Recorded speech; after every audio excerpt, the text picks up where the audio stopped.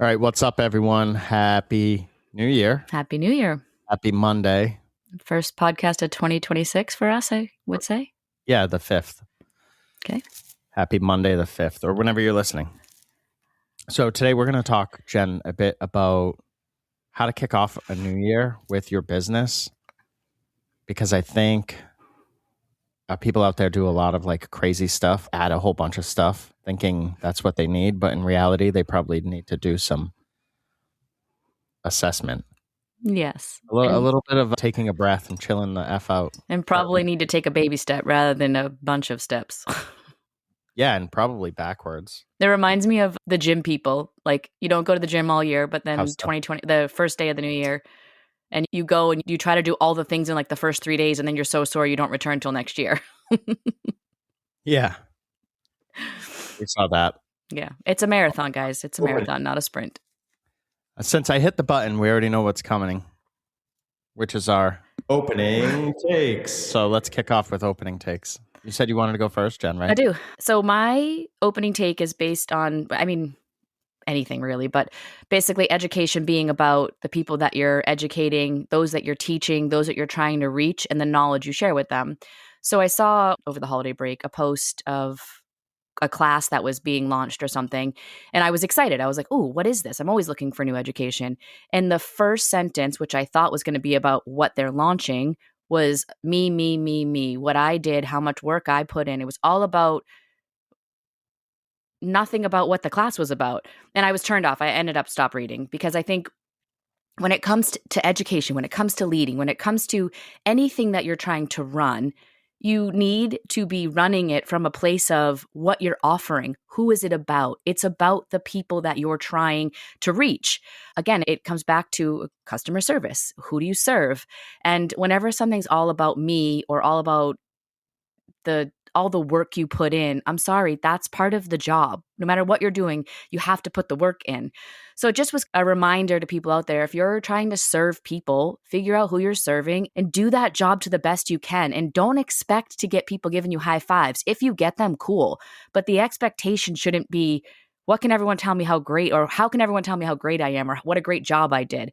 You're not really coming from a place of leading if that's your mentality. If you need some high fives, then ask someone for a high five. But if you're developing something or putting something into motion, really put it into motion to serve the people that you've created that for. Happy New Year. All right. You know what? I'm going to go with education too, because you started with education and you were talking about the gym. And I sort of relate these two things back and forth. All right. I had a personal training, or I have a personal training background, and then now obviously in the hair world. So do you know why a lot of educators suck? No. I'll tell you. Well, maybe I could probably guess. I don't know. I'm glad you asked. So I'm going to relate it to personal training. I am curious, yes. And I hope it makes sense. If you've never had a personal trainer, you never worked with someone at a gym, go try it out and you'll know exactly what I'm talking about. But I went to school for personal training, and one of the first things that I learned was that there is this paramount need for simplicity. Most people need to learn a movement in a session. Even people especially people starting from zero, right? But even people with a past training background benefit most from simplicity. This is a fact. This is not my opinion. Do you ever go to a haircutting class and they dazzle you, right? Dazzle in quotes, with 15 different techniques. But at the end of the day, you're sitting there tired and not really sure how to apply any of them. Mm-hmm. Yeah, me too. 99.9% of the time. Exactly. And why are people doing this? Because it's really freaking difficult, to the point where it becomes what separates great educators or great personal trainers from the rest of the pack, to teach one thing and to continually break it down for, say, a 60-minute session, let alone a 4-hour or 5-hour class. Right. And so what happens is it's just much easier to throw a bunch of stuff at people, because, again, it goes back to what you're saying, Jen. If I'm an educator or personal trainer, say I'm your personal trainer and you come into the gym, I can wow you now. I can show you, look at all the movements I know. I can do pull-ups. I can do handstands. I can do backflips. I can do all this stuff. when you're a stay-at-home mom that's trying to not have sore knees. You need to learn how to move your body. You need to Right. learn maybe like a squat or how to pick something up off of the floor, not all these Yeah. ridiculous movements. And it's just, I watch it time and time again when I was in that industry. And it's funny because in this industry, it's the same exact thing. Mm-hmm. And another thing that's funny too is there's no, with personal training and all that, unless some states have changed it, there's no board. So Right. in cosmetology and barbering, there's a board. You have a state board. And the role of the state board is to keep the public safe. I know a lot of people think it's Right. somehow a separator for salons, and we can get into that a different time, but it's not. It's nothing to do with you. It's to keep the public safe. So you would see these people that would go into a weekend course in the fitness industry. They would take a 2-day course, and now they call themselves coach. Mm-hmm. Right? Sounds similar. Mm-hmm. People in the hair industry go to a weekend course, and now they're educator. Right? They can write it on their Instagram. And that was always so weird to me. Like, sure, you took some classes and some brand told you that you could educate for them, but guess what? They need bodies. That's why. And like just any other new skill, you have to practice it over and over again. The not fun part to get good at stuff. Yeah, I guess it's that what I'm comparing is it's not the same as being good at educating. It's throwing a bunch of stuff at people. It's not even close. It's not the same thing. So if you're out there listening and you're a quote unquote educator, stop doing that. You listen to what people need. Yeah. When we do stuff, and I'm not saying that we're the best or I'm the best or anything like that. By no means am I saying that. But when we're teaching somebody, when I was working with your apprentice on some different techniques for cutting men's hair and short hair and using clippers, I was focusing on how she was holding the clipper, how she was conducting her passes, things like that. Not exciting stuff, but the foundation of that's what she needs. She doesn't need all sorts of tips and tricks. She needs to learn how to hold a pair of clippers. She needed to learn how to hold a comb. Right. It's the foundations. Right. I could have easily overwhelmed her, but that wouldn't have helped her. And what would that have done? Maybe made my ego feel good? Right. Now Madison thinks I'm wicked good because I know all this stuff. Stop doing that. Again, it's taking it back and it's about the people you're teaching. Like read the room. Correct. Agreed. All right.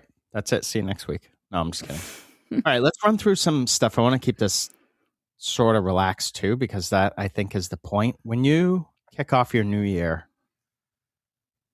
it's easy to fall into this trap, Jen, right? Of we got to add all this stuff. We're going to do all this stuff. We're going to hit the ground running.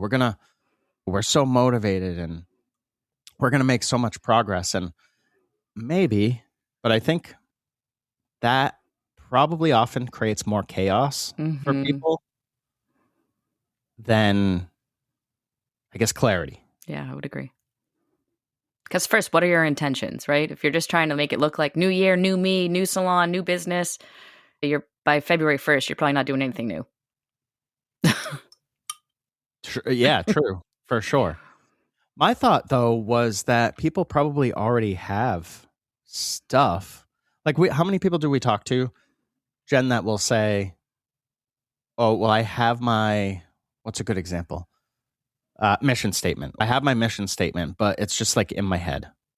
Yeah, then you don't actually have one. Right. So instead of adding more stuff in January to do, why don't we start with getting a mission statement out of your head? That seems like a silly step. But again, until, like we were talking about with the education, until you learn how to hold a comb, you can't really cut hair. Right. So until you learn how to get things out of your head, you can't really build a business. Yes. You're not going to build a business from inside your head. Nobody knows what's going on in there. And then you're going to say stuff, you're going to get frustrated and say stuff like, my team should just know this, or it's common sense, or this is how we did it 20 years ago. Nobody knows that. Nobody knows, Carol. Nobody's in your head 20 years ago. And when you keep things in your head, you can just keep changing it to fit any narrative you want. When it's on paper, then you have to go back and be like, all right, are the things I'm doing actually going to fit this mission? And if not, do I need to not do these, or do I need to start changing my mission statement to fit more of the goals I'm trying to establish? Yeah, you have to live by it yourself. If it's on, It basically calls you out. It's that accountability. And we all need it. Even though that's not easy to have accountability, it's very necessary. to be successful, or at least make a step in the right way of being successful. For sure. I think what Jen's getting at is that people, like what I was saying too, is like we have all this stuff in our heads. We have projects that we started that we never finished that would make our businesses better. We have systems that nobody follows consistently.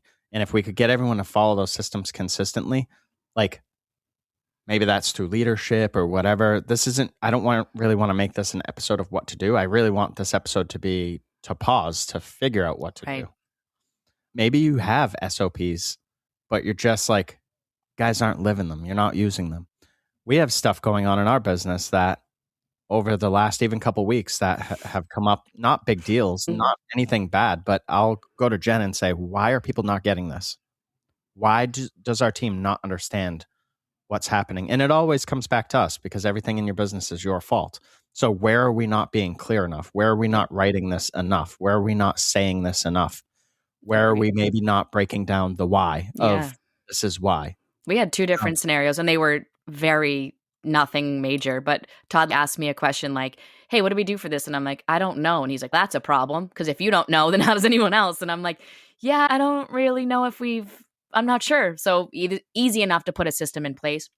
Not a big deal. But the minute I'm answering Todd with a I don't know, then there's something that needs to be put in place. Yeah. And it's okay for this stuff to happen. Like, obviously, we're going on we'll be year 6, right, in May. So heading into whatever year you're into, you're always going to run into things. Like, there'll be problems that come up or challenges where you just have to you have to really pause and ask yourself these questions of like, why is my team not doing this? Or if you're a solo person, why am I solving this problem over and over? You need systems too. You need a mission and vision for a micro salon or whatever people want to call them, a booth, a suite, whatever you want to call it. You still need systems in place, or else you're going to drive yourself crazy by not having your mind already made up. Because you know what you want out of your business. You might not know how to get it, but that's why we're here. If you're coming into your new year and you have all this stuff you want to accomplish, you're probably going to get, like Jen said about the gym, you're probably going to get burnt out. Because at some point, you're just going hard. And you probably don't need to do all that stuff. You probably have the answers. You just need to dial things in and you need to like fine tune things. I guess ask yourself a question. You can ask yourself something like this. What's the one thing in my business that if I was able to get this to work better would make everything else easier? Thanks for the help, Jen. I can't hear you. Your mic must be off. Yep, you're right. It was on mute. Sorry. Oh, I was like, why is she just not talking, not saying anything? I was like, why is he ignoring me? Just drinking my tea. So what were you saying? Anything? Did you say anything before I asked that question? I was going to say we could touch on some of the stuff we did last year at the beginning of the year and how we stayed accountable. But where you're going with the question was totally fine. We could talk about that stuff too. We'll talk about it right after. Okay. So I just think asking yourself super simple questions like that, it's a simple question. It's not necessarily going to be a simple answer. Right. You might need to think about this for a while. And you're probably going to come up with a list of things. You're not going to just have one thing in your business because it's really difficult for us to dial things in. But by asking yourself that question, even if you come up with a list of, say, 5 to 10 things, I do think by like whittling down your answers, you'll be able to come up with some thoughts that are going to carry across all of your problems. Mm-hmm. Maybe it's you're not explaining them well. Maybe it's as simple as they're just not written down. So my staff never knows. Right. So if your staff never knows, guess where they're going to go when they have a question? To you. Mm-hmm. And those questions, you're going to be driven crazy answering the same questions over and over again. The larger your staff gets, the more room for error now, because if you don't have things written down and I'm just using this as the example. Mm-hmm. If you don't have a playbook and you don't have things written down, what is your staff going to do when you have a staff of, say, 20 people? They're going to turn to each other. They're going to turn to their peers. It's just like what kids do, right? when they're not comfortable going to their parents with something or someone else, where do? They go to their peers. I'm actually reading a book about this right now. Nice. And their peers aren't set up to answer those types of questions. Just like you wouldn't want your child getting life advice from their other child friend who has no life experience. You wouldn't want your staff getting the wrong answers from your other staff. Right. That's Which why is what just happens organically if you don't have systems in place or when you start having holes in them. Exactly. And it's a big reason why. So at Hello, I tell everyone all the time, go to Generai, preferably both. Use Slack, message us together, and ask us what the actual answer is, because I don't think anybody's going to be malicious, but at some point, somebody's going to say something that's not true. Right. And they think they're being helpful, but they're actually not. Of course. And so that's something that we've dealt with. That's why it's so important where we tell our team, come to us directly. Just come to us directly. It's so much easier if you just come to us directly, because I don't have to get confused about why you're doing something that I would never have you do. Correct. And every single time they decide to go to themselves to figure stuff out, they get all sorts of confused and they're like, I don't know how to do this. And I don't know. We couldn't figure this out. And this person didn't know. Exactly. Because you're not even supposed to be doing that. So don't even worry about it. Just keep doing hair. It would have been so much easier if you just came to Jen and I in the beginning rather than try to figure it out yourselves. Because I would have told you only Jen and I can do that. We'll take care of it for you. Right. And then, you can just go back to doing hair and having fun. And I don't know. So this could be, say you start making your list. I don't know. Let's run through some examples, Jen, for people just to get like brains firing after the holiday. But maybe you need help with rebooking. Maybe it's retention. Maybe it's team communication. That's one we just talked about a bit. Maybe you need some sort of pricing help. I just helped somebody with pricing randomly. And then maybe it's just your own, as the owner, like decision making. What does that look like? I think by narrowing stuff down, you're going to make much, faster progress too. Mm-hmm. I know people want to go wide. They're like, I want to solve 20 problems in the first month. But really, if you dial into that one problem and just really solve that problem well, what you'll find is that a lot of that same solution carries over to your other problems. Mm-hmm. I was just going to say, if your list is anything like what Todd just said, and for a lot of people, it could be, so say you have 5 major things you want to change. The idea of tackling that all in January is probably not smart. That's where the pause comes in. Maybe you prioritize which one should I tackle first and get that out rolling. And then the second one.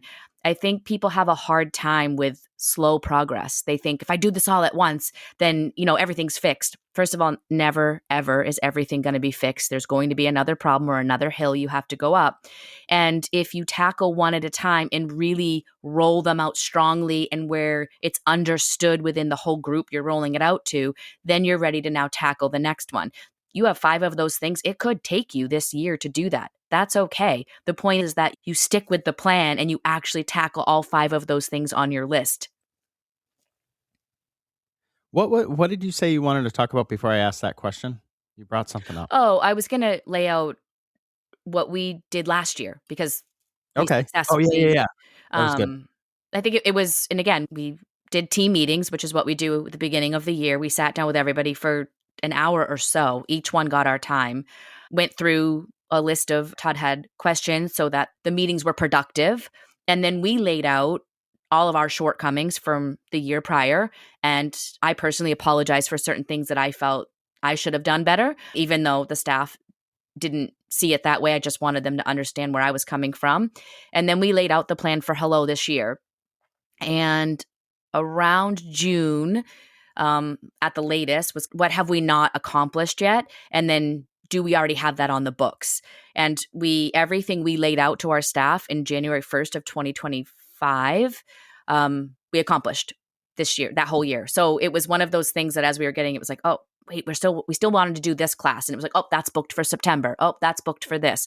So all of the things that we wanted to do, we had to make sure every month we were literally doing them. It's very important for Todd and I to not just make promises, but deliver on every single one of them. And if we were to miss one, then we would explain why we missed it and maybe that didn't happen this year because of X, Y, and Z.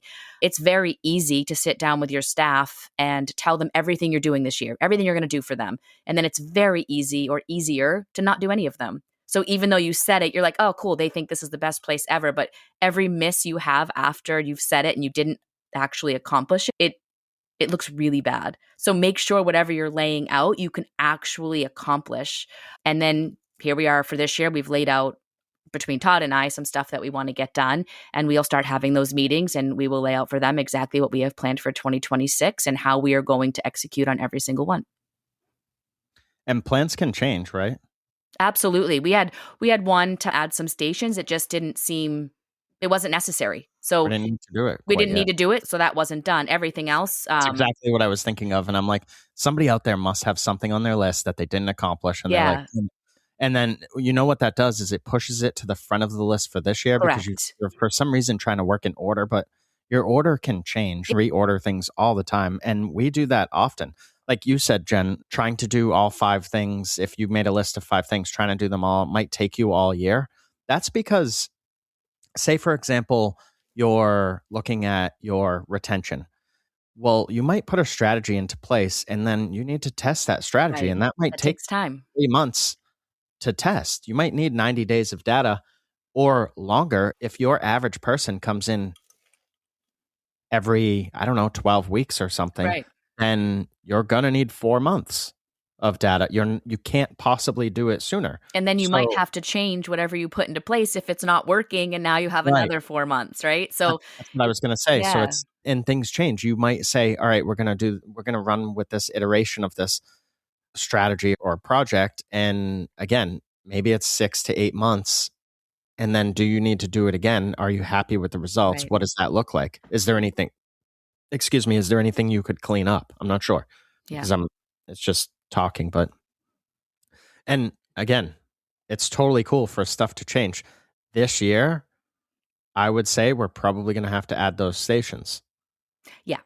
Now we're coming on where that's going to be a necessity. It just wasn't last year. And it wasn't even a big deal to me that we didn't do it. We just didn't hit that mark of growth that we were trying to go for. But we were always able to utilize the space more cleverly, more like comprehensively. And it made more sense. So, for example, we were able to swap out chairs. Like we have 2 barber stations. Sometimes there's one barber on. Well, why have that station sitting there? Right. So we put a styling chair. So we swap out with a styling chair and somebody can jump in there. So somebody can pick up shifts. And if there's room to maximize like that, I would highly suggest that you avoid adding, because I think people think adding just, if I have a 20 station salon, then I'm successful. Yeah, but not if you only have 3 people working there. Right. So you've got to pause and look at, have you really just with this example, have you really maximized your space enough to warrant adding stations? Because the last thing I want to do is add stations and just have them sit there for no reason, just having them sit there. And our adding stations is not expanding by any means. We have room to do this. We planned on this when we first opened as for the future of how to maximize our space. And, it just, that takes time. So here we are coming into year 6 and it's like, okay, we can manage the team we have. So we're also now capable to grow the team. There's so many things that come into play with adding these stations. It's not just we need more people. Can we manage more people? Can we lead more people? And can we do it very successfully? And every year we've gotten better and better at that. And now we're in a position where we can do that and do it well. I want to talk about what we're not doing this year. Sure. Because people need to hear that too, because there's all this noise out there. And I think people get stuck with what actually impacts your business. So I hope at some point we're finished with posting cancellation policies. Oh, please. And people can move on to things that actually grow your business. That's not going to grow your business. Nope. It's going to do the opposite. Yeah, true. I hope that we're done with, this is how you have to do a price increase. You have to post it on social. No, you don't. Shut up. Like, I hope we can start working on businesses with people and stop as an industry. I don't think it'll ever actually change, but I pray to God that it changes for a chunk of people because you get sucked into the noise. And a lot of people get sucked into the noise and they get sucked into believing that, this online salon guru is the only way that you can operate a business. And I think we're proving that wrong. We're not salon gurus and I don't really care if I have a big following or not. I don't have a following at all. I don't even really post on This social is just media. what we do and what works for us. And if Yeah. it helps some people, great. And I think that we do a lot of the opposite of what I hate the word guru, but the people that, are the self-imposed leaders of the industry, we do a lot of the opposite of what they say, but our business is successful. How is that possible? Doesn't make sense, right? But we're doing it. Right. So I think we can stop with the trends or whatever. I'm sure there's some sort of trend that's going to come at the beginning of the year. I haven't really been paying attention because it's been the holidays. So I've been spending time with, family like you're supposed to. The copy and paste business models, those can probably go away. We see that a ton. The echo chamber advice. So these are your people that go online and they're just looking for you to agree with them. They probably have a bad idea. They probably have a gut feeling that it's a bad idea, but it worked for someone else, or so they think, quote unquote, supposedly worked for somebody else online. And then this idea of urgency as opportunity. Just because you're doing a lot of stuff doesn't mean you're making any progress. Correct. You're just like staying busy. Well. That's like we talked about a few episodes back, like what salon owners should be doing. Like you could walk into your salon and stay busy just cleaning all day and be like, oof, I had a 16-hour day today. Yeah, but you didn't really do anything. Right. You swept floors. You didn't really grow your business. There's nothing that can compound from that. So you're really actually in a way wasting a lot of time with that stuff. But a lot of times people, they want noise and they want just like stuff to fill time because it feels productive when actually, like I talked about in the beginning, I forget exactly what we're talking about, but that clarity is what actually works. That's what actually speeds you up by really focusing on one thing and going hard on that. Yeah. I would agree. Again, it goes back to whatever your list is and just slowly chip away at the list. It's not a spaz. It's not a list to spaz out on. It's to really make the changes. And then you have to see your numbers and how are those changes working for you, if they're working for you. And then you're going to have to make changes with that. It's not going to happen overnight. It's just like the people that'll say, my salon's so slow. What should I be doing? You should have been doing stuff 6-8 months ago. So you now still have a 6-8 month journey, whatever you put in play today. You're not going to get busy overnight. Adding a new retail product into your salon's not going to help your salon get any busier. Adding a new service that you think a client wants, it's probably not going to get you any busier. There's so many other things that need to be done right now to get your salon busier for the next holiday season. You need to start that now, or you're behind again and you're doing the same thing this year that you did last year and you're frustrated, but you don't know why. Well, because you're not making an actual change.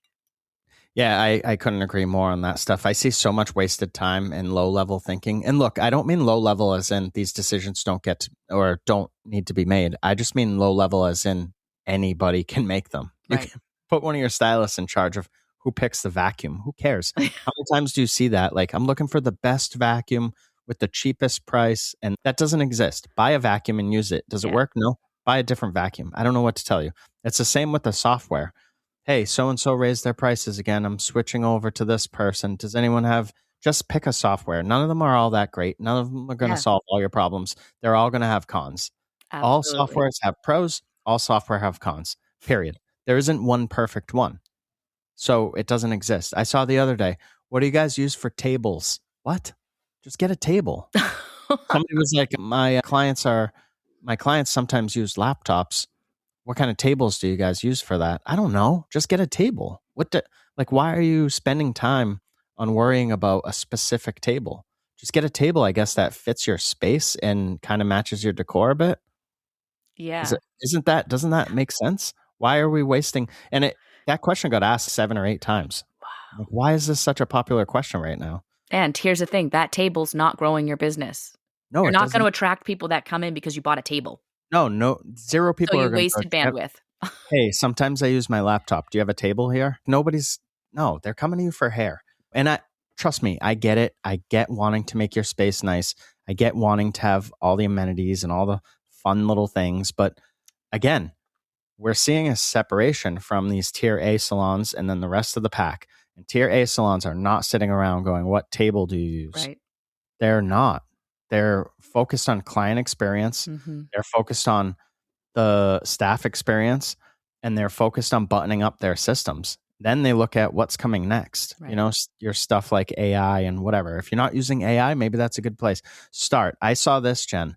I don't use AI because it's impersonal. This is actually, I think, in my opening take notes that I write. I don't use AI because it's impersonal. None of your clients think AI touch points are impersonal. None of them. When you get a random text message from your local pizza place, do you think it's the owner sitting down to text you that deal? No, it's not. It's an automated system that says, hey, Todd hasn't been in a while and his fat ass gets a pizza once in a while. So come on by. Yeah. So I'm going to text Todd that we're having a deal. I don't think, wow, that's really impersonal. I think, what toppings am I getting? Yeah. Right? Usually we end up talking about that business. Like, hey, we haven't been over there in a while. Should we go take the kids? Exactly. So it sparks a conversation about that business, good or bad. Again, I'm not saying dive all into this stuff. I'm just saying, look, start to take a step back, pause, take a breath, do whatever you have to do. Make your list. Ask yourself, what can I streamline? Or what one thing can I fix? Or that sort of question. Excuse me. Come up with your list and then look at that stuff and try to figure out new ways to solve it. Don't go on Facebook groups and go, what's everyone doing to get more clients? Guess what? Those people don't have clients either. That's why they're just sitting around on Facebook. Right. And I post on there too. Like, I'm not knocking it. I'm just saying, enough with the echo chamber stuff. It's clearly not working. I asked somebody recently, they said, hey, Todd, I'm trying to get some renters, blah, blah, blah. I said, send me your copy, send me your ads, send me what you're doing to promote your business, and I'll take a look at it. And so the first group of ads they ran was discounts. They were like, we're offering discounts, we're offering this. And I was like, stop doing that. Your people they're not looking for discounts. And then she said, yeah, we actually already stopped doing that because we ran it for a while. And then we were like, if discounting worked, you'd have all the people. Why doesn't this work? Yeah, exactly. Why doesn't this work? So if you look around, you'll see the same people every Christmas right there because they're not planning anything different. They're just waiting for Christmas to be slow, or they're waiting for the holiday season rather. And then they're going to go, I'm just going to discount because people online said the economy is bad. Well, if that worked, why aren't you busier? Right. Or if you are getting busier, why aren't you retaining those clients? Why are you having to get new clients every single year? And I'm not saying don't get new clients every year. But you see my point, right? Yes. Yep. Cool. Yeah, I think we could probably just wrap up on this. But if you want to learn, or if you want to know where to start, I guess it would just be going back to that question that I posed at the beginning. If you want to think about things like identifying like one system to tighten up. Maybe it's a relationship that you need to nurture. Maybe it's one number that you need to start tracking consistently. And Jen said in the beginning, don't have it be 5 or 10 things. Have it be one. Do one at a time. Do one thing really, really well. Then you can move on to the next. Now, that doesn't mean if you're tracking retention and you need to track it for 3 to 4 months, that doesn't mean just sit there for 3 to 4 months. You can do other things in that time. What we're saying is get that one system down, then move on to the next system. And I think we've done episodes on how to test and measure and metrics and all that stuff. But again, if you need help, reach out. And I don't know. I hope this discussion sort of helps people out there. I would imagine. At least somebody. All right. I guess we'll see you next week, everyone. Thanks for listening. Happy New Year. Bye.